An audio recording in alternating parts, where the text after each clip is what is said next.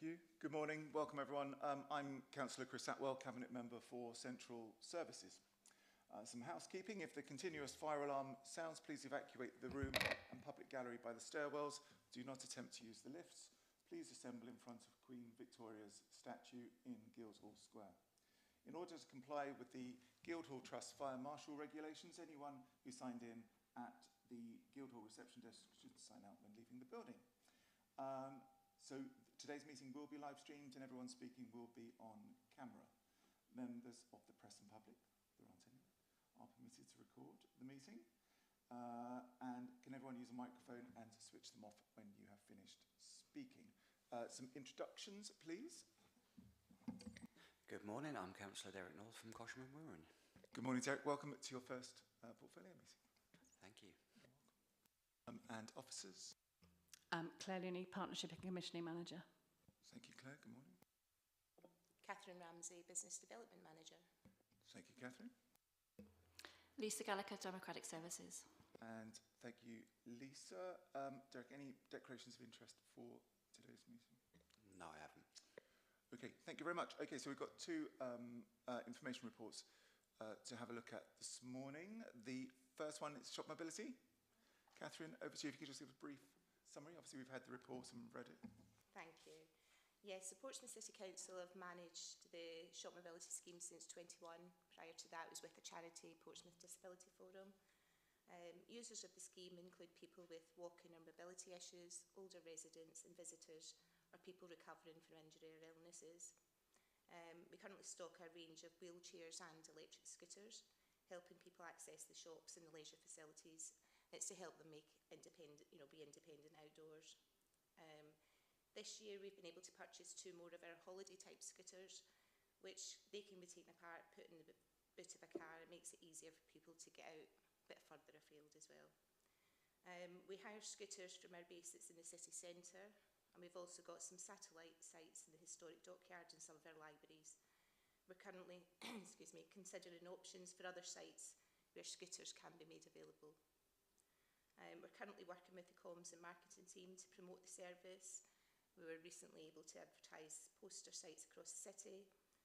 We're currently to engage with the community at events, and we're going to be showcasing the offer at Cascades, where we're going to have a pop-up stand on a regular basis. Thank you. Thank you, Catherine. And thank you.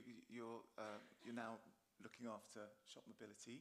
And thank you for the work you've done since you have sort of taken on that responsibility. The marketing seems to have made a difference to the number of people who are signing up. Is it 50 odd in August? Yeah, that's right. And I think we've been asking people, new people that are coming into service, where they're hearing about it from, and some of that has been from the poster sites, etc. So that has worked, yeah. Brilliant. So that's fantastic, because we want people to be able to get around the city.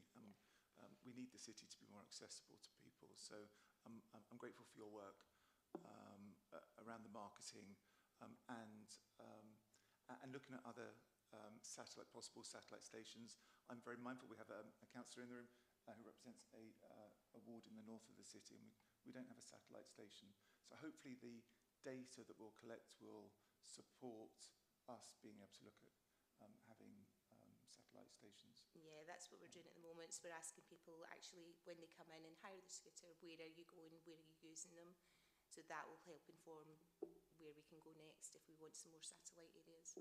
No, absolutely. Well, so that's brilliant, and thank you. And the data's key, isn't it? Yeah. For this, I'd also like to take this opportunity to place on record my thanks to Sean and to Shelley, who do a terrific job of keeping things going on the ground. They do. At Arundel Road. Derek, any questions or thoughts about the shop mobility report? Just having a quick think to see, obviously on a market day, it's a Monday in Cosham, to see if we can get a pop-up tent with some advertising and leaflets and that around that area, to see if, obviously, if anyone in Cosham's actually willing to use them. Obviously, Cosham Market is literally full of residents. We've got elderly residents all around Paulsgrove, Wimmering, Cosham, and places like that. So that may help to actually try and push it forward into the north as well. Yeah, thank you. I think we'd already spoken about trying to get a satellite up in Cosham, but again, it's about finding out, is it going to be useful, are people going to use it? So that would be a helpful way of us trying to engage with people up there. Thank you. Well, thank you. Is there anything else? No, happy with the report? Good. Well, thank you, Catherine, and thank you for the report. Noted, and looking forward to working with you in the coming months on shop mobility. Claire, over to you. Councillor Atwell, thank you very much. The purpose of the report is to provide members with an update on the twinning activities that have been taking place. There's quite a lot of information in the report because it's quite a while since we provided a report. So you have a retrospective on the whole of activities which happened in 23-24, and then obviously the activities that have happened so far in 24-25, and some indication of what will be happening for the rest of this financial year.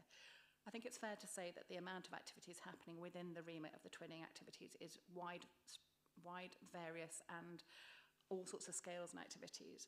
But in all of those relationships, we're trying very hard to make sure that the relation is specific to those cities and places where we are linked with, that both parties have a mutual benefit to the activities that are occurring, and that they are developing over time in that sense as we get to know each other's cities. That aside, obviously elements such as our relationship with Duisburg, which is our longest standing relationship, we will be marking the 75th anniversary of that link next year. So currently there's lots of discussions going on about what and how that might look at in terms of an anniversary activity. And what I can say is lots of activities happen. In some ways, international took on a new lease of life when the world became much more adept and using friendly to deal with virtual activities during the pandemic. So whilst in-person activities may have diminished, the virtual activities have increased exponentially. Just as an update on the outline future activities which are contained in the report, is to say that a package of, I think it's 25 pictures made and created by pupils from across the city have been sent to Maizuru as part of their International Young Persons exhibition. They offer that opportunity to all their twin and sister cities, and we've been delighted to take part for a number of years, and that package is, we've had confirmation that package has been received, which is always the good bit. We're very happy to send it off, but it's even better to know it's got there. In addition, Maizuru have also confirmed that they will be sending a number of students in their city back to Portsmouth. It's part of a long-standing relationship Maizuru have had to help pupils from their city improve their English. And they've confirmed that those pupils will be returning next March. So that's in addition to the information in the report, and we're delighted with that. And we've already reached out to Mayfield School, which is where they had the relationship previously, and Mayfield would also have said they'd be very happy to host them again at the school, so they get a taste of an English school during a day. They can take part in activities, and the school will have a sort of Japanese-themed day with pupils being able to give presentations on each other's cities to different classes and things like that. In addition, still with an education theme, we've been working with the University of Portsmouth with their students who are training to be teachers, so doing the PGCE certificates, looking at how we can facilitate virtual links for those teacher trainers doing work in primary schools, so you can link up a primary school where they're doing their teacher training and their placements with a city or a school in Caen. And hopefully Duisburg as well, because those linked to the learning of modern languages. That's still at the early stages, but that's a new development that's happened since I wrote the report. So it gives an example of how things are changing, and they're fast. It is an area, there's a lot of activity happening lots of the time.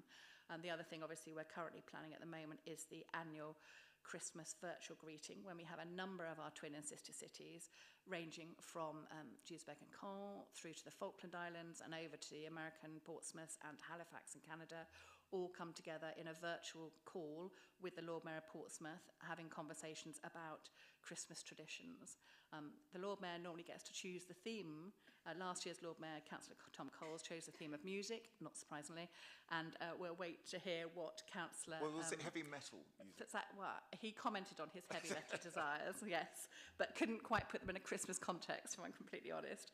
So we'll work with the Lord Mayor this year for him to choose a theme for the discussion, and they've been phenomenally successful. So through that, we found out about Christmas food. So, for example, Portsmouth, New Hampshire, they have big lobsters, and they were trying to out-lobster each other on the calls in terms of how the size of the lobsters work, but also then looking at where people celebrate things differently throughout the course of a year.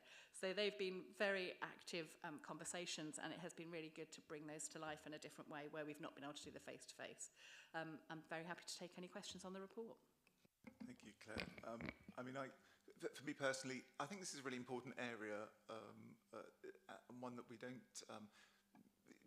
people don't know necessarily about. So I'm grateful for the report. That's why I asked for it to come today, because I think if anybody's paying attention, there's a lot of activity. And our twin and sister city relationships are really important. We're an international city, clearly we're a port. Those links are really, really important. So thank you to you for the report, and to you and Carol for the work you do around twinning and our international relations. And you do it on a shoestring, I think it's fair to say. So enormously grateful for all the work you do that people don't see. What was I going to say? Being able to do things virtually is a bit of a game changer, isn't it? In terms of being able to maintain relationships with people. As we increase the number of cities and places around the world, we are twinned or sistered with, if that's, is that a verb? To sister? Can you to sister? I normally use linked. Linked, there you are, there you are, thank you. Gets out of that gender That's why you area. do the job you do, and I'm here blabbering on. And so, yes, and we're looking at other cities at the moment, aren't we, with the possibility of to link with. And I know the Lord Mayor has had an interesting mayoral year already in terms of visiting places, DD80 and recently in Duisburg. And we're very conscious that the role of the Lord Mayor has quite a significant link in terms of working with those relationships, partly because he gets invitations to visit. And I completely understand that it depends on the year and perhaps where they are on the anniversaries. So, for example, the Lord Mayor tends to only go to Japan once every 5 years, and the Japanese equivalent Lord Mayor comes here. So that occurred last year. Councillor Coles had that opportunity. But this year, Councillor Fazackley, as Lord Mayor, has had an opportunity to go to Caen, as you say, as part of the D-Day 80 commemorations, where he was very delighted to represent the city at some very important ceremonies. And also he's been over to Duisburg, which I think we found extremely interesting, and they did a wide range of activities while they were there. And I think even when we have a relationship that's as old as the relationship with Duisburg, there's always new things to learn about the cities and new opportunities to look at how residents and visitors and how we can grow and develop those international understanding, especially as a port city. And we had Mayor Komoda and his delegation came and addressed full council earlier this year, and I thought that was enormous fun, wasn't it? And really lovely to be able to entertain people, or the Lord Mayor to entertain people at full council and come see how we do things. So finally, just one last thing from me. Wish our group from Caen every best wish for the Great South Run in a few weeks' time. I shall be there cheering them on. I shan't be participating, but I shall cheer on. Councillor North, any questions, comments on twinning activity? No questions at all. Thank you. But thank you, Claire. And I think that may be the end of today's business. Short and sweet, I think. Okay, thank you. Unless there is anything else, I shall close the meeting at 10:14. Thank you.